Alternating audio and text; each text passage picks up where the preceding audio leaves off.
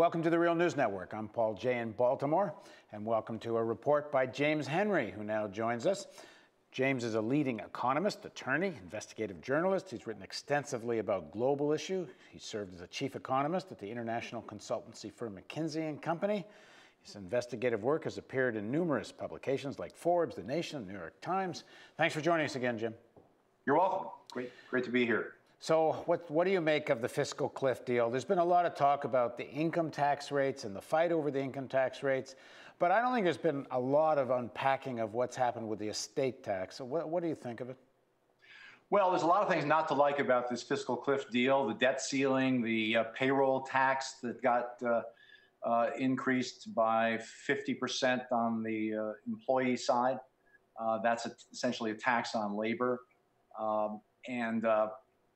If you take a look at basically they've extended about 85 to 90% of the Bush tax cuts and made them permanent.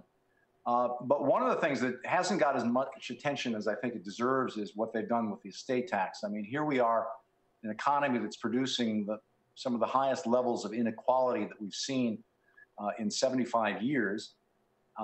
Essentially this estate tax deal that was just approved by the Senate and House and signed by Obama raised the rate of exemption on the estate tax from what it would have been from $1 million to $5 million. And if you're married, that's essentially $10 million.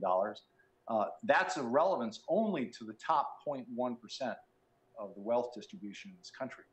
They also have established a permanent, so-called permanent tax rate on the states of 40%, which if you go back historically, it was 60% in 2000. It was 70 to 75% in the 1930s.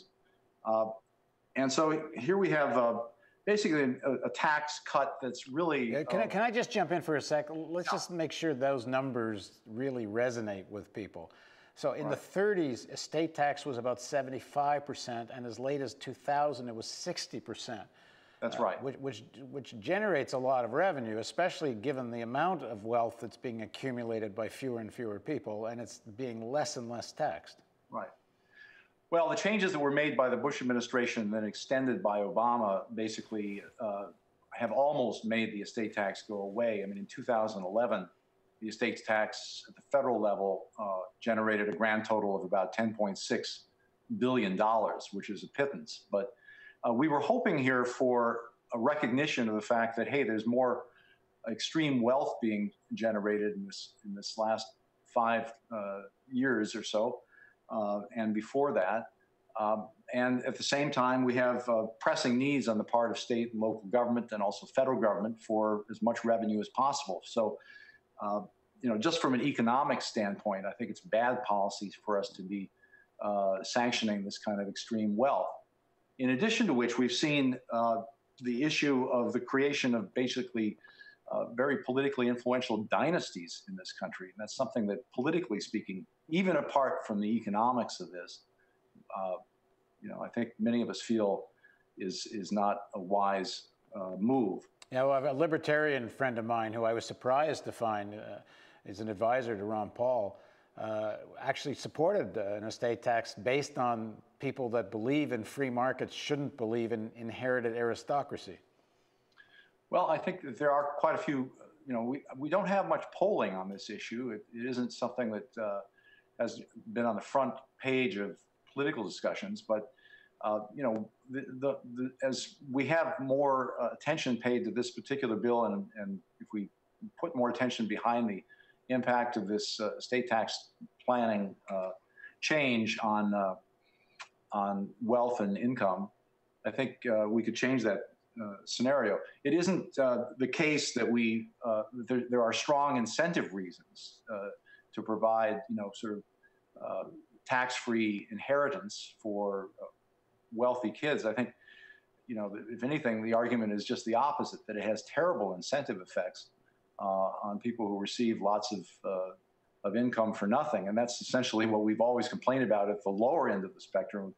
Many, the Clinton welfare reform was designed to get people off the dole and into the labor force. Well, At the upper end of the spectrum, apparently it's okay to inherit millions of dollars tax-free and then go off to Palm Beach. And I guess it's very important that it's not just about the sort of unfairness of it all, but it attracts or enables enormous political power to have that kind of money. Yeah, I think we're basically succeeding in creating exactly the kind of class structure that the founding fathers warned us about. At the top, a group of dynasties that essentially have accumulated enough wealth and influence, at the same time being able to have essentially enough tax avoidance so that they are effectively able to get representation without taxation. And that's a system that I think undermines democracy. And if you go back to the economics of it, we at The Real News, we did a story when the Wisconsin protests were on, and we'll link to it. We'll put it below this video player. But we looked at just the billionaires of Wisconsin. And if you just went back to 2000, the year 2000 level estate taxes, and if those estates were to pay those taxes, you could pay off the entire debt of Wisconsin. And then the other point, I guess, is important is that the lack of demand in the economy, that this money sits in these estates. It doesn't circulate. No, I mean, yeah, these are, people at the very top wealth class are not consuming all this. There's only so many $1 million Jaguars you can buy, yachts and beach houses. And, they say that if you can't be bored in Palm Beach, you can't be bored anywhere. These are people who are basically not consumers. In order to stimulate the economy, we're still in a very slow growth situation here with the economy growing less than 2% a year. We could use as much consumer demand and redistribution to the bottom of the population as possible. Now, the defenders of President Obama will say, well, he got the estate tax up. He went, from 35 to 40. At least that's something, isn't it? Well, it's not restoring it to the 60% that everybody agreed was fair back in 2000. I don't think that we've argued that, we were generating such an equal distribution of wealth and power in this country that we can now afford a lower tax rate on estates. I'm not sure that there is any justifiable reason for this policy. I think there are probably some pretty interesting political interests involved here. You see Senator Max Baucus, who's a Democrat from Montana, who's chairman of the Senate Finance Committee, and he also happens to be a very wealthy individual. His family owns a lot of Montana. So, directly benefiting from this kind of estate tax regime that we're seeing going forward. So I think you'd have to look at that level of direct interest on the part of basically the wealthy folks in Congress who are benefiting from this new regime. Well, on the Real News, we're going to make a thing out of digging further into the estate tax, and Jim's agreed to help us with this.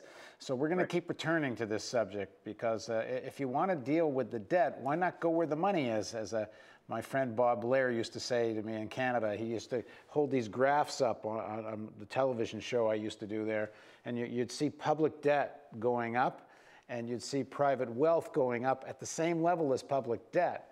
And he used to say, well, you want to pay off the debt, go where the money is. So we're going to look more at this issue of the estate tax. Great. Thanks very much for joining us, Jim. You're quite welcome. And thank you for joining us on the Real News Network.